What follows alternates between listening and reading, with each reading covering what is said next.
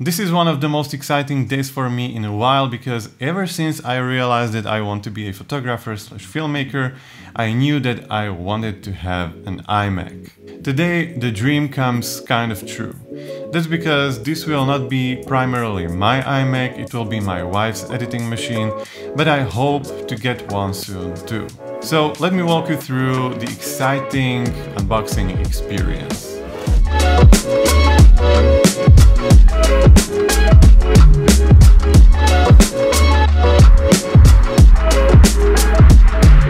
First of all, let's talk about packaging.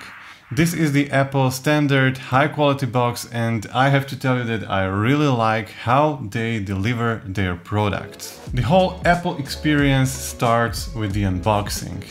This box is so nice that you almost don't want to open it.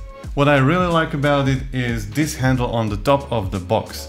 It's made of some kind of fabric and the color matches the color of the iMac which is inside. Now let me open this box for the first time.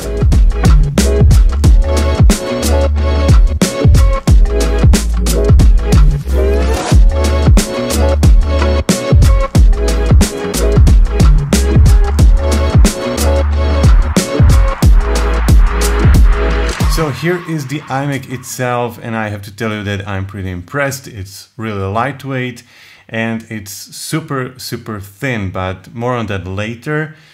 Let me put it aside for a moment because I would like to show you accessories first.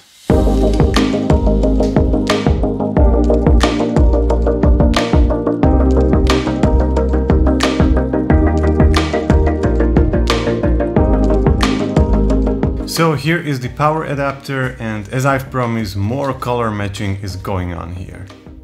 The cord is light pink and this MagSafe ending matches the back side of the iMac. Pretty impressive. Now take a look at this cute little magic keyboard. It also matches the whole iMac system.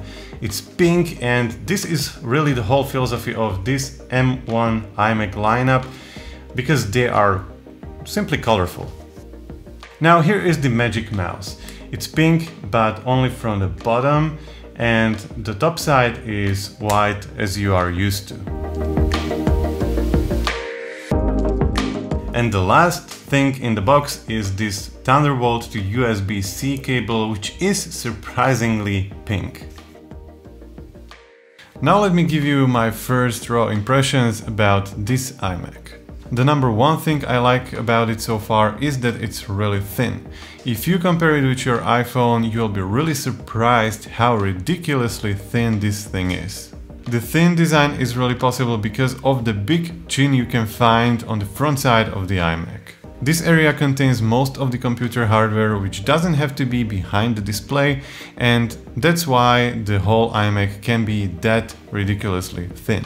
I personally don't like the chin on the front side of the iMac, and I would rather have a big display with no bezels or with just really thin bezels around it. Another downside for me is that the display is really glossy and shiny, so you will get a ton of reflections. This can be particularly bad for photo and video editing. So as you can see, there is nothing on the front side. There are no buttons, and also the Apple logo is gone.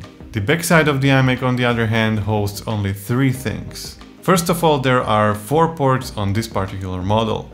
There are 2 Thunderbolt ports and 2 USB-C ports. In the middle you can find the MagSafe connector for your wall power adapter. And on the other side there is one single power button. I really like this simple and clean design because there are really no other controls you would need on this device. However, you have to be prepared that you will need to buy a dongle of some kind because there are only 4 ports, and if you would like to connect more devices, more USB drives, card readers and so on, only 4 ports will definitely not be enough. Another downside of this device can be the stand.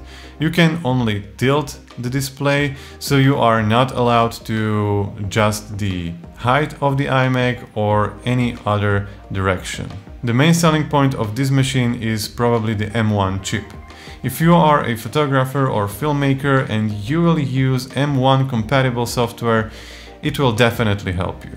Not all editing programs are compatible yet, but over time it should get better. I'm really looking forward to find out if this can be the ultimate editing machine for us photo and video editors. I will definitely share with you my experiences with this M1 iMac, but that's it for today's first impressions / unboxing video. If you like it, don't forget to hit the like button because it really makes a difference.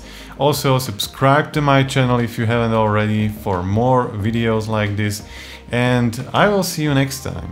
Take care.